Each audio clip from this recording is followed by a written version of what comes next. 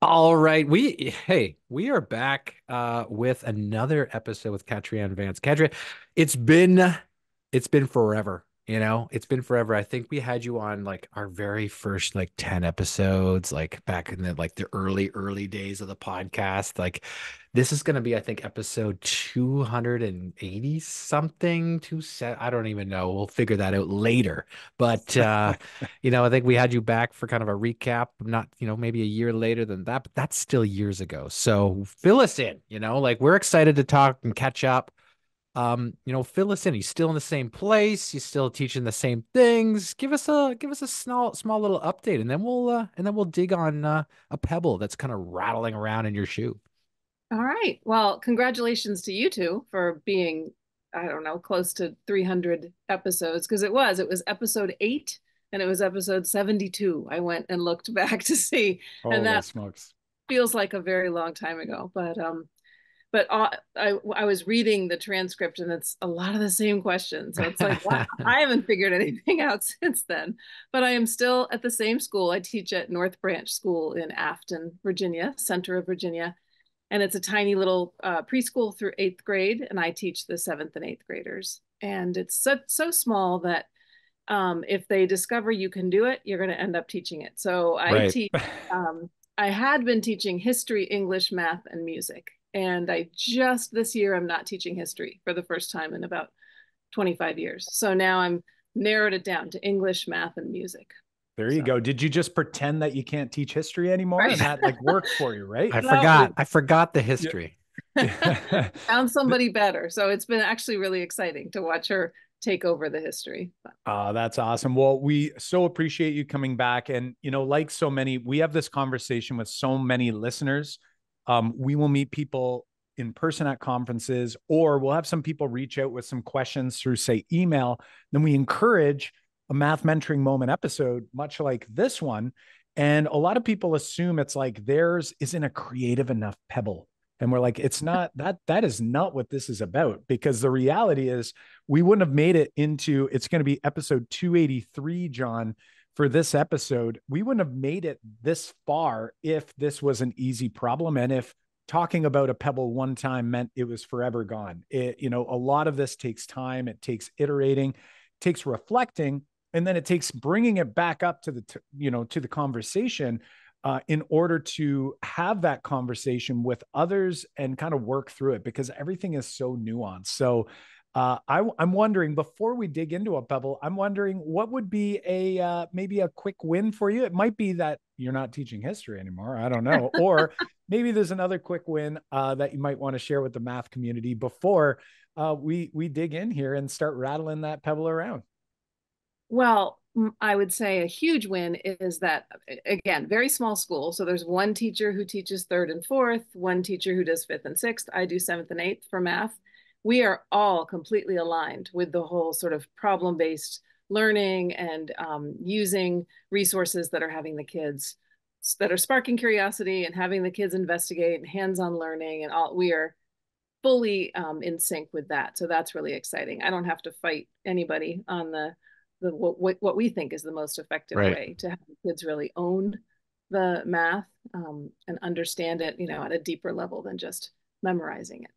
Yeah, that's a huge win, because I think, like, and I know that you went through, some of the kind of convincing, or the hey, let's try this, and not everyone is doing the exact same thing, and I think we've still got teachers, almost, I think, all teachers who are trying to, go through this and teach their students in these ways are battling, are always kind of having that battle of trying to convince someone else that this is a really great way, you should try it too, or like, or defending, that this is the right way, or the way that works best for my students, or the way that works best um for the students that are sitting in front of us, or in what we do every single day. So that's awesome win for you.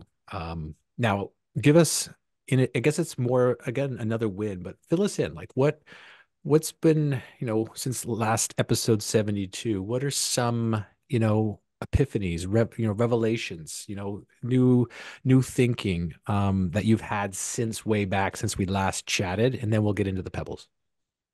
Okay. I think I've gotten better at the sort of really inquisitive, curiosity based approach, and have found some really good resources, which is where my pebble is going to spring from. Somebody somewhere, it might have been Pam Harris, mentioned the Connected Mathematics project out of Michigan State. That's what I've been using as a curriculum for the past couple of years.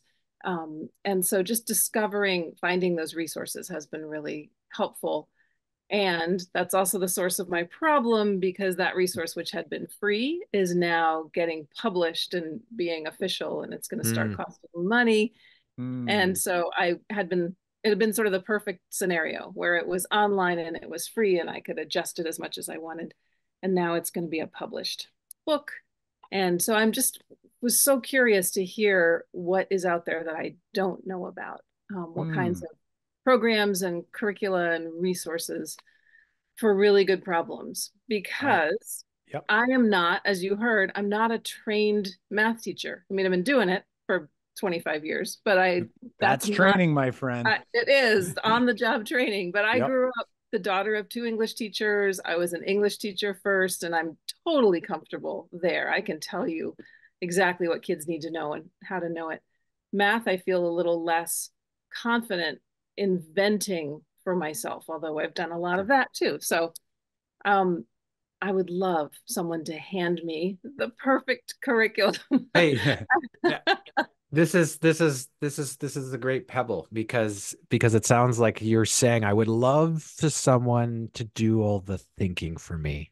Mhm. I don't want to think anymore. And it's like, Right. guess who says that in our classrooms, right? It's like the kids are like, hey, just tell me how to do it, because I don't want to have to think anymore. And then Katrien Vance is like, no, I want you to think. I'm going to put you through these activities and these ideas because I need you to think. And then here we are, teachers going, I don't want to think anymore. Right. Someone just tell me, someone tell me what to do, but I also know exactly what I want it to look like. So Right. I love this. So like first off, we can end the episode now and say the perfect resource doesn't exist. But yes, we're not going to do that, because what we are going to do though is I think this is going to be a really interesting episode, especially for those who may have been longtime listeners, first time callers, coming and basically trying to think of like, what does this even look like? Like, are we all talking about the same thing? When we talk about problem-based learning, or we talk about, different types of lesson styles, like what does it look like in Katrienne's class? What does it look like in John's class? What does it look like in different classrooms? So before we go down, we'll call it like resource lane here, and talk about some of the different, tools that could be out there to potentially help you along this journey.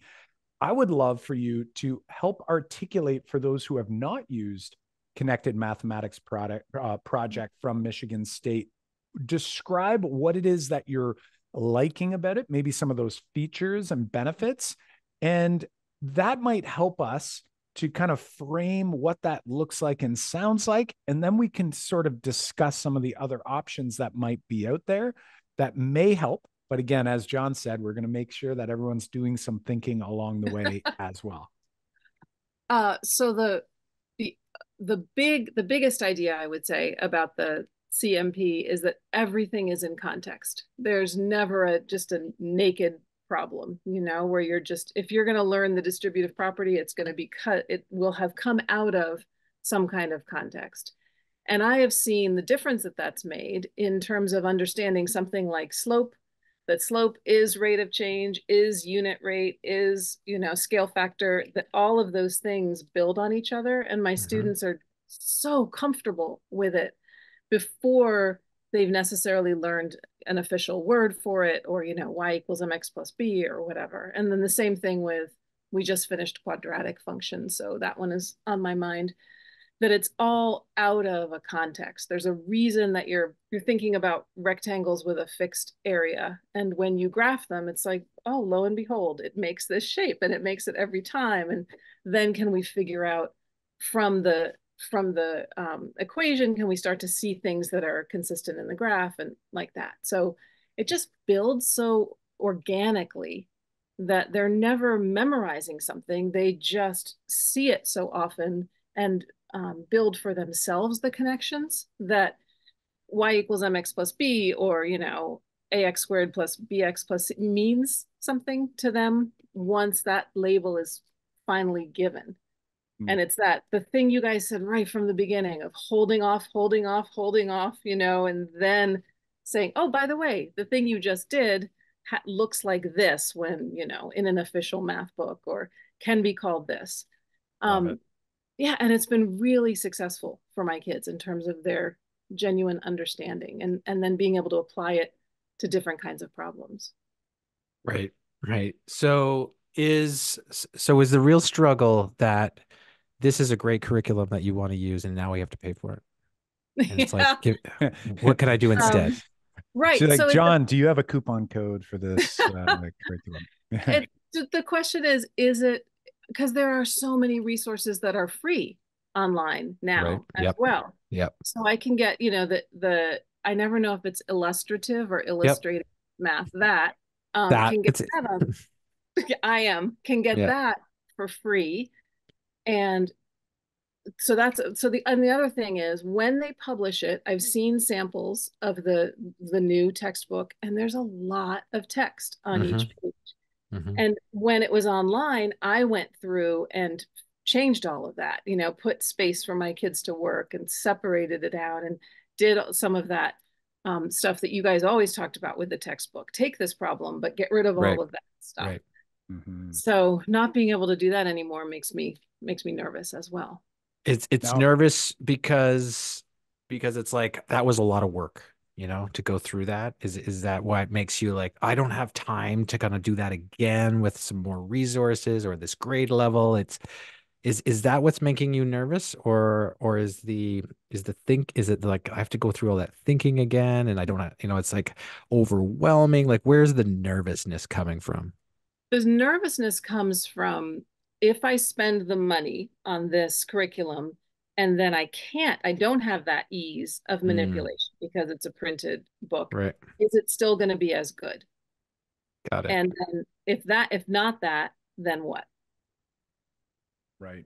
Now, I'm curious, we've never actually utilized this particular resource you're referencing. So it sounds like it's fully online, and like you've been logging in order to access it. And then anything you modify sort of in this, we'll call it like online chamber account thing that now will have, sort of a cost in order to get behind the paywall? Or have you been downloading this stuff? Like, what does that look like? And then I guess now that it has a cost to it, like, what is costing something? And then is there any, we'll call it residue left, meaning, do you have any of that stuff that you're using, or did they say sort of like, sorry, you're not allowed to use it anymore, and you're respecting the actual licensing agreement? Like, what does that look like? Because I'm picturing most teachers out there, we know you teachers out there, you like to collect resources, and you get online with something and you'd like, I'm going to download it all, and I'm going to have it on my hard drive, and like, it's like I have it so I never lose it. Right. Like, what does it look like from a user experience? And then I guess what's now changing about that user experience once this paywall comes up? Is it like students are logging in too, and now it's not interactive? Like, what's going on there? And then I guess to that end is like, is there anything from this learning that you've done and resource that you'll still be able to leverage into the future instead of, say, abandoning everything? Oh, these are good questions. So one thing to know about me is I'm married to a patent attorney. So all of that, right? That all the rules, property stuff, all the rules. Yeah. Right. So, Fair Use Act, I know I can use something for my classroom, but. Do you have a license to have that back, curtain in the background up on this video right now? We better not publish this. Be careful. Exactly. Yeah. Don't sing any songs and yeah. Right. So I've been field testing. So I've been a part of a group of field testing this curriculum, which gives me access to it both as a PDF and as an editable doc. And I think there are people who do it fully online with their kids. That's not me. I actually print out each unit, and it's in a notebook that the kids have unit by, and then we take out that unit and we put in the new one. And that's just been important for me to sort of the pencil and paper thing, you know, especially Sure. when it comes to graphing and that sort of thing has been important. So that's what my intention was, if I use this curriculum, was to order the books. So one change is these are not consumables. So it would be a book and then the kids working in a different place. And I'm sure there's teachers out there going, who cares? But for me, the having the work next to the question has been important in a sense of Sure. letting the kids connect what they're doing, you know. Well, I'm I don't know, just one of those accommodations that I make of just trying to make it as foolproof as possible is let me Sure. not have another thing that you could lose and lose all of your work. Um, so I think I will have access. I know I'll have access to teacher things digitally. I think I could have access to kid things digitally, but I've been wanting that hard copy. And it's, you know, they all have different price levels too. Right. So Right. yeah. Now, have you, even when you have access to this, have you been supplementing along the way? Some with some like Desmos activities that are just a nice break and a way to sort of see things in a different way. Absolutely. And once in a while, I have just a tried and true thing that I love to do that I will throw in there and be like, oh, good, it's time for like rubber bands and pumpkins. Right. That that always has to happen, you know, around Halloween. So Right. that Right. that gets in there. So definitely there'll be some activities like that, but this has pretty much been I don't have to constantly find those. I will also use in the last episode I was in, I talked about algebra lab gear. I still use that to help them see both solving equations, but also building those, like if you're multiplying binomials, being able to really see that rectangular solution in there. Look, sorry, this is Keys joining Oh, us. Hello. yes. Yes. Yes. Uh, so I do supplement some, but really I have been counting on the curriculum that's there for me in a really nice, it's been very nice to be able to count on that and know that it's good and that it's working well for the kids. Right. Yeah. So would you say that the it's I think I asked this and I was just trying to get at the heart here. Mhm. The heart is the cost, or you just Mhm. don't know that you can manipulate it. Like you right now you can manipulate. So what makes you think you can't if you have to pay for it, and or maybe it's just like we can't afford it, so I need to move on. I just need to get over that I have to move to something else, and I'm just not sure what to move to. My plan was I'll have to look back at the price because I hadn't even considered getting the students digital access. As a teacher, I know I will have digital access to some things, but I don't know that I have everything. And if I'm going to manipulate it and print it out, why would I buy the workbooks for the kids? It's just, I mean, we just have a tiny, tiny budget at my school. So it's really figuring out the best, the best bang for my buck and having that align with my philosophy about the best way to teach as well. I mean, Mhm. I could go back to I used to use the Prentice Hall Algebra 1 textbook. I could go back to that Hmm. and manipulate that, you Right. know, Yeah. free, but Yeah. I don't want to. What's Right. holding you back? You know, like what is really holding you back? Because and I'll give you my 2 cents on changing curriculums because it's like, you know, textbooks come and go, curriculums come and go. Somebody's gonna have a new one someday. You know, it's like for me in teaching my students, and I always I think the way and this is maybe just the way I viewed structuring, you know, the course. And I always looked at every year, my course looked different from year to year. So when I taught, you know, the ninth grade, I taught seventh grade, even though it's like you have a list of resources to teach that grade, or you have a scope and sequence of like these are the topics, these are the standards that I want to uncover. I was still always on the hunt for I've got these kids in front of me, and the lesson here is not going to go this year. It's going to be Yeah. this one over here. So it's for me, it was always like, what arsenal can I create or pull from that's great, you know, for this group this year. And it was never the same. Like I used to keep a running, you know, I have a day by day that I would write in every single day, every single year. So I've got a spreadsheet that has like 10 years in a row on it. And if you look at the year to year, some things overlap because it's like, well, why would you recreate the wheel? Like you find a good activity. If it works, it works.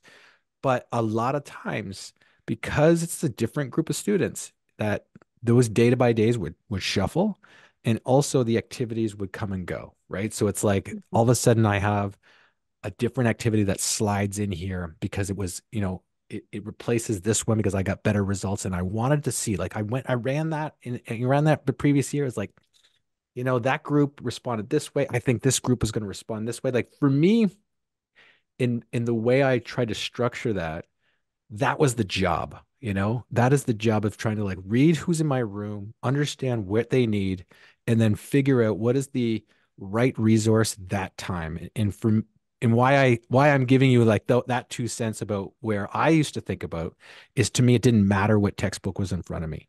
It was me about collecting different things and then having this arsenal. And sometimes it was like, there is no resource here that's going to do a better job of me trying to interact with the kids this day on, this topic, because this is exactly what I think they need on this day. This, so that's my, I guess it's not a hesitation. My thinking would be, if it costs money and we don't want to pay for it, we ditch it. And we go to like, oh my gosh, I don't have a resource anymore. Now I have to build everything from scratch. It can be building everything from scratch. What Kyle was kind of, I think, hinting at is like, you've got some stuff, and you've got collections along the way. You've got your intuition. You've taught this course many, many times. So, you won't be without. And I think it's like trusting ourselves that we can do what's right for the kids in front of us. But I know it would be like, hey, this would be great if this thing was here in front of me because it does everything I want, which is important, right? Knowing what you want is really important because you can't make those decisions without knowing what you want. And it sounds like you know what you want. It's just saying like, is knowing what I want and going, is this cost enough or too much? Or is it not worth it because it actually doesn't do all the things I want? And maybe I can be better over here. But we all have to make those types of decisions. But I think coming down to like knowing what you want, which sounds like you do, which is great, and then just being like, can I do this without it? That's really great. I mean, you're making me hold the mirror up to myself a little bit and say, I do this in English class all the time. Exactly what you're describing of, okay, we're going to read something that's medieval. This group, is it Canterbury Tales or is it Sir Gawain and the Green Knight? Ooh, these guys are going to like Gawain. They're going to like Right, that. right. And so I don't know why I don't feel confident enough to do that in math, but it does sound like a lot of work. Well, you know what? And work is work. It would be right. And this is work for sure. I think Sure. John at the beginning mentioned about the thinking piece, which is, there will be that. And Yeah. what I was going to ask, and I think you're kind of, you're kind of alluding to it, is, the fact that you had said that you didn't actually say get trained to become a math teacher, right? And the reality is, for a lot of people who were quote unquote trained, John and I were trained to be math teachers. I'm telling you that the training we received in mathematics education is not why we are doing what we're doing. We did a lot of self-training. We had We to also had unlearn. We had to really unlearn. good, yeah. And in the province of Ontario, there was a lot of great learning for over a 10-year period around mathematics. So like we benefited from that. We did deep dives on our own. And really what I think here, and John's saying it, and you're kind of, recognizing some of this, is it really comes down to oftentimes, when we think that this person or this group or that publisher releases a tool and you feel like you can trust it. And I think the part though that we don't want to rely on is we don't want to rely on it being, say, blind trust. I'm not suggesting you're using blind trust by any means, but the reality is that if I was to, let's say with the current curriculum you have, and you were to set some time, and you'd probably block this in, blocking it in your schedule, little chunks of time to go through little parts of this to really understand what about it do I like about it Mhm. And then how could I keep doing more of that? And, kind of to John's point that I might be able to do this in different ways. So you use the example of like y equals mx plus b, right? So it's like, what are they getting at in that lesson that other lessons I've used in the past are not getting? Mhm. And you had mentioned a few things. You said context is one. So now I'm like, could I create a context specifically? And it doesn't have to necessarily be. A lot of people think when John and I say anything, they're like, oh, I've got to make a video because John and Kyle like to do animations and videos. No, like a context can be written context, it can be verbal, it can be anything. So you're like, okay, I've got context. What is it that they're doing to help? And you had mentioned this idea of like holding off, right? Holding off, leading them down this. How can I recreate that experience? And then I'll even be honest and say you could probably go through that course. And if you were to think about, maybe the first time through, you highlight what are the really big ideas that I really want kids to take with them. And you started there and you went, hey, if it's 10 big ideas, maybe it's 20 big ideas, whatever that number is for you. I'm not going to say what the number is. And if you were to go through and go, what context did they use that helped to drive home that big idea? Could I either still use that context moving forward, like without this resource at all, and still drive home that same point?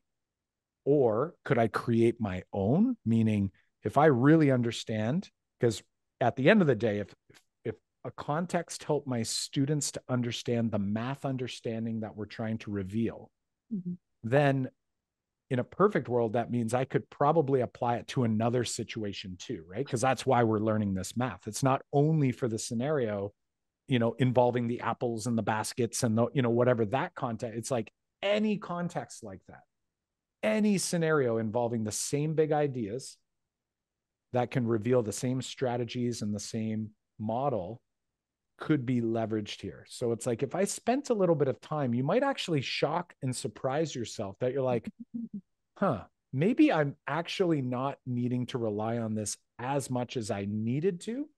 Mhm. And that some of the things that I was leaning on, maybe I don't actually require from, say, this resource. So, for example, practice material might be sort of like something you might be able to pull from elsewhere, right? Right. So I'm wondering, like, when you hear me say that, one of the reasons why I think it's helpful to do this work is because sometimes we'll do something and we're like, we did it. It looks like it's working. But in reality, it's like, what part of it actually did work? Like, we don't actually know. Like, it could be one very specific thing that they do in every lesson. That's the sort of the secret sauce for your lesson. But we're thinking the entire curriculum's doing it when maybe it is, but maybe it's not. And it's like, if we can kind of start narrowing down and sort of really going towards what is it that I'm really liking about it? What is really mattering here? And then when you do that work, you'll not only know what it is you're liking and what's important, but then you'll actually start to realize that maybe I can even do that by finding the right tool, like John's saying, or Yeah. potentially even crafting something yourself. It becomes a filter, right? Like if you go, these are my non-negotiables, these are the Mhm. things that I pulled from this particular curriculum that I liked. And my non-negotiables I can develop or use another resource. Like if you're pulling IM and going like, okay, I'm going to look at what IM says I should do today. And okay, my non-negotiables are these 4 things. And does it do it today? No. Okay, it does these 3 things well, but this one I need to like make an adjustment. So I'm just gonna roll with that. And, And and it doesn't have to thinking be every why they day, did what they did when they did it. Like, Mhm. did they do that on purpose? Or is that just sort of like the next thing that seemed logical, but maybe it doesn't matter? I don't know, Mhm. Does that make, us suggesting this? Because what we're, I think it sounds like we're suggesting is being okay with not having this particular resource, but pulling from other things. But I think the real takeaway that I think we're providing or hoping we're providing is the confidence to know what to look for Mhm. and being able to go like that's what I'm really after, and I can create that in a few different ways, and I've created it lots of different ways along the way, and I can use resources that are here to build what I need to build, and not have to, scrounge every single day, because there are lots of resources out there that can provide you that framework. But kind of filling in where you need to fill in is really important. How does that sound? It it sounds it sounds good. It sounds hard. I mean, it Right. sounds worthwhile. I'll tell you the thing that where my hesitation is at this moment is the one thing I find both from CMP, but then also so we do Pam Harris's math strat chat each Mm-hmm. week. Mm-hmm. And there's so many things that are not the way that I would solve a problem. And Yep. so what I've really loved is introducing the kids to that and to go, oh my God, did you think of doing it that way? No, no, neither did I. And Mm-hmm. the other day, literally, I celebrated, like did a full on celebration because I did a way before I listened to the podcast, and then Pam did it my way. And I was like, it's the first time ever that I did it the same way, that I thought of a way that she did it rather than, How did something, she I get don't in know. my brain? Yeah, right, exactly. So, Well, and that's what a little bit of one of the things that this curriculum does is it gives a problem, and then they call it the initial challenge, and Mm-hmm. then it will show several different student solutions. Mm-hmm. And sometimes that's baffling to my kids. They'll look at it and be like, what is this person doing? But it's also so good for them to be like, what is this person doing? Oh, they did a ratio table, but they did an equation, but they did all those things. And I am better at knowing all of those, but I also don't want to miss that stuff that I wouldn't think of, because I probably say that at least once a week of, well, I would never have thought to do it this way, but look what this person did. So right. I don't want to limit my students in that way either. Well, at risk of potentially making you feel like it's more work, but I think it'll actually be less work is, Uh-huh. if you are to look at that current curriculum and you were to, again, kind of zoom out a little bit and kind of look at it again and go like, okay, what are the themes I'm seeing that I'm liking, that I'm, want to find in something else? Once I know what that is, once I can notice and name it a little better, then when I take a illustrative and I look at it, it doesn't mean you have to read every single lesson in illustrative, but you zoom out on illustrative a little bit and kind of look at, and then you look at a lesson, kind of look at like, what is the progression? How did they do that? Yeah. And of course, there's going to be different, they might have a different approach to one of these types of warm-ups, or minds on, as some call it, or for us, a spark, right? A lot of resources use a fairly similar flow, I'll argue. And then once you recognize those things that you're after, then it becomes a little easier for you to hone in on what matters to you, to grab and use and insert where you want to use it. And it becomes a little easier for you to maybe leave the part that you're like, either I've already got that covered, or it's not serving the purpose that I'm after. And it's almost like a little bit of a filtering. And if you keep it to sort of a, good for now or not for now type idea, not saying you're throwing out an idea, but I like it now, don't necessarily like it or need it right now. It'll allow you to kind of, more quickly filter, as John's using, that term, through to figure out, what does this well? You might even find that as you zoom out and you look at different resources from a distance, you might think, holy smokes, I actually like the organization of this curriculum a little bit more.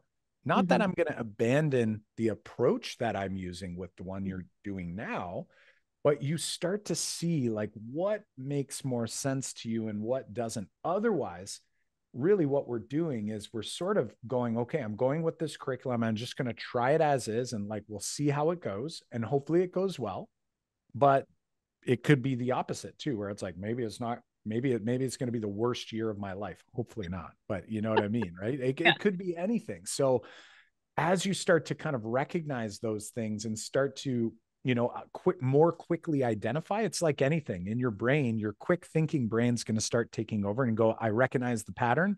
I like that. I like this, not so much that, not so much this.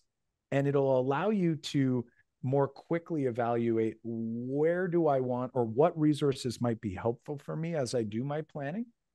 And you might even find that you might feel even more equipped by doing this process, that you're like, you know what?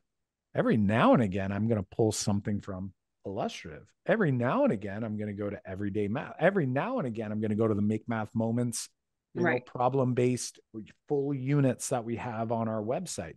So really, I think the goal is, again, that intentionality, understanding what it is that you're after, and then kind of putting those pieces together. Because to date, it's so funny because John and I work with, districts across North America and beyond. We help them with their district planning. And in many cases, these districts are going through curriculum reviews. And it's actually hard on us because it's like, we'll work with one district that's trying to ditch one curriculum to start this curriculum. And then we're with a different district that's doing the exact opposite. Yeah. And then what we get to is the nuts and bolts of it all is like, why are we doing this in the first place? And in many cases, because they're like, we didn't like the one we had, or the scores didn't change, or a teacher complained, or these teachers complained about this, that, or the next thing. And then, 2 states over, you've got a district that's doing the exact opposite change.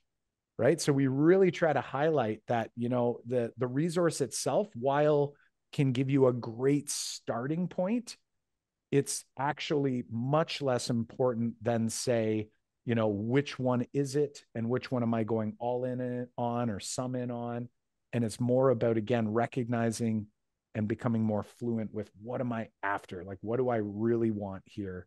And you'll feel so much more empowered, I think, by engaging in some of that work. Let me ask you one more question. What about in terms of parent response, and the difference between I'm making up my own curriculum and I'm pulling from these places, and you've got to trust my years of experience, and being able to say to them, we're using this, here's the name, here's the publisher. In this case, it's from a university, they've been crafting it for 30 years. I have to admit, it's felt good to be able to say that, to give them that name for the past couple of years. Are you saying like you felt confident that your choices to support their students has been, validated because you didn't have to put it together? Someone else with authority put this together. Is that what you're like, where your comfort has kind of been? Yeah, the someone else with authority part. Absolutely. Right. And you're worried about a parent who is questioning your choices at all of a sudden. That's what you're worried about? Not super worried. I'm just acknowledging that part in my brain that you're like worried about it. You're like, it could happen. And what do I say? You feel like a little bit more, secure that, for sure, they might be thinking. And I want to go maybe a step further too and say, by no means are we maybe promoting, say, to a district or something to not have at least a resource as the starting point.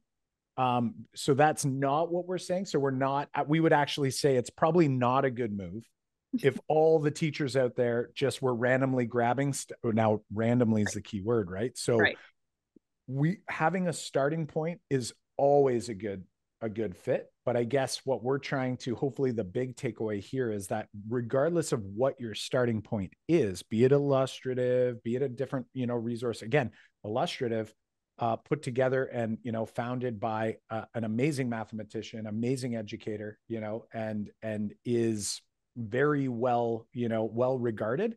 So that might be maybe your home base, your starting point. Well, yeah. But I think as you're evaluating that home base or that starting point, you want to know kind of what it is you're looking for so that you can make that choice. And it sounds like in your district or in your school that maybe there isn't sort of like a home base, like a resource as a starting point. And I would argue that everybody should have at least a starting point, and then you can use your professional judgment to enhance, right?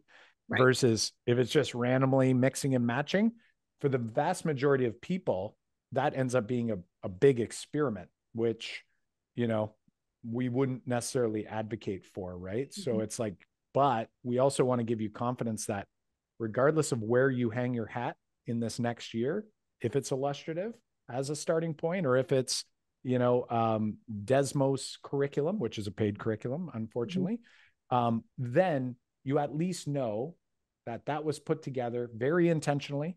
Yeah. And then we can still engage in this work where we go and seek out the resources that you need to attain what you're after. And, when a parent, when a parent calls and is questioning what they're doing in a roundabout ways, they're saying like, we're unsure of like the choices you're making and how you're best, do you have the best interest in my kid's mind? And I think that's what usually happens when a parent calls, right? Is they're voicing really that concern. It's like, I'm very concerned that I'm not sure you have the best interest. So when if you're just doing the random pull, then that is the concern. And that I would be concerned as a parent if there is no intentionality in the lesson choice of what I'm doing on that day. But if I have conviction that I'm choosing this lesson for these students on this day because that's what they need, and this is the standard that we're covering. There's no a parent will not, when you have that conversation and you can justify your choice, that parent's going to be like, that makes sense. You know what I mean? Like they're looking to see the confidence, where your confidence is. And if I'm not confident of my choice, then I have to actually rethink my choice. Maybe it's like I should be confident in what choice I make. And if a parent sees that confidence, they're like, she got this, there's no issue anymore. It's usually when there's like, I'm not sure. And I, the kid feels like everything's unsure. They go home, they tell mom and dad call. Like, this is where these things come from. Really, it's like this, like, hey, I'm not actually I'm not actually been intentional with what my lesson looks like today. But when we are intentional, we know what we're kind of working towards. These are the goals. Then you're not going to get any calls. How are we feeling? What do you feel like your next step is? Um, I think my next step is to you said start with the really big ideas, 10, 20, whatever it is, the really big ideas, and really map that out for myself, and then think about, especially while I still have access to all the different resources, what's worked in those and what I've liked about it and why I've liked what I've liked. I love that. That to me Yeah. feels like a great first step. And then ultimately, even if, let's say you couldn't access, your husband says, you're not allowed anymore, honey, because of my job. You can't Right. access, but you now have a clear plan. Like John's saying, there's an intentional plan of like, this is what I really loved about the order of things, the way things happened in these lessons. And I've got, a lot of these ideas ready to go. And I know that I can either replicate that, same experience or a similar experience, or maybe a better experience. And I might have some spots here where you're like, this lesson here, I'm not sure what I'm going to do if I don't have access to the old tool. But that's when you can go, okay, now I'm going to intentionally search for that one, so that it's not like an aimless pursuit every single night where you're going like, what's tomorrow's lesson? What's tomorrow's? Right. It's sort of like, you're like, no, got this. I've got a pretty solid plan, and I've got a couple holes here that I want to fill. Might take me a little bit of time, but ultimately at the end, even in doing that work, I believe, and we've seen it happen, is that when you do that type of work, it's almost like the delivery of it also improves over time because you've thought about it so intentionally. And then you get to actually get rid of maybe some of the things I've been doing in the past that actually weren't that helpful. And I get to do more of the things that actually are helpful so that I can actually have more or greater, deeper impact on the students I'm working with. Okay. Well, what would you say is your big takeaway today? Well, it was both validating and I don't know the flip side of that, but both good and bad to hear you guys talk about being always on the hunt. I mean, that's exactly how I feel. I feel like I've been on the hunt for the right curriculum, the right tasks, the right approach. And I mean, I have completely changed the way I teach math in the Mm-hmm. last 10 years. And the hunt isn't over.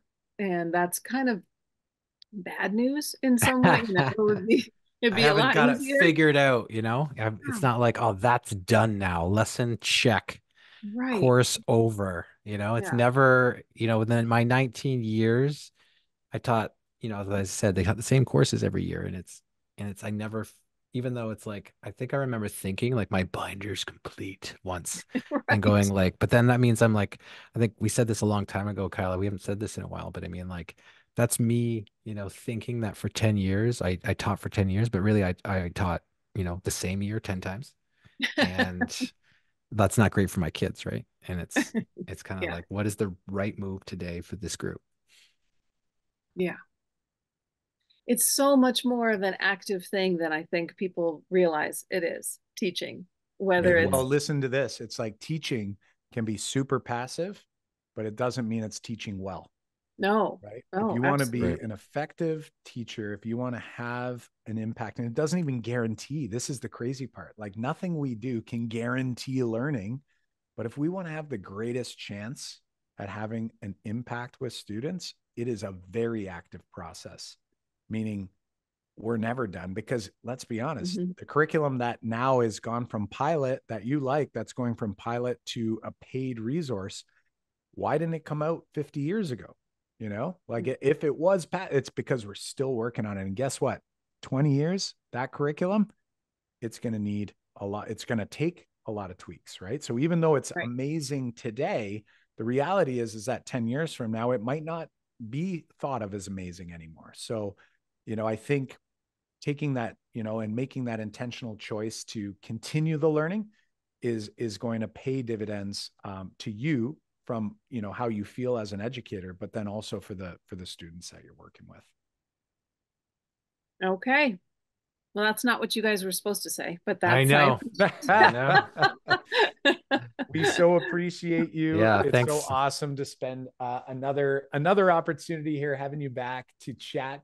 And of course, this goes to you, but also all the math moment makers out there. Friends, no pebble is an old pebble or too stale of a pebble, or you know, a pebble that we think we've kicked out before, because the reality is there are no simple answers. And we'd love to chat with you again. And of course, anyone who's listening who wants to hop on and Right. dig through with us. We are going to check in with you and see, you know, what has happened since then. So stay tuned. We'll reach out, you know, in a you know, within the year. We won't let it go like 6 years this time, you know. So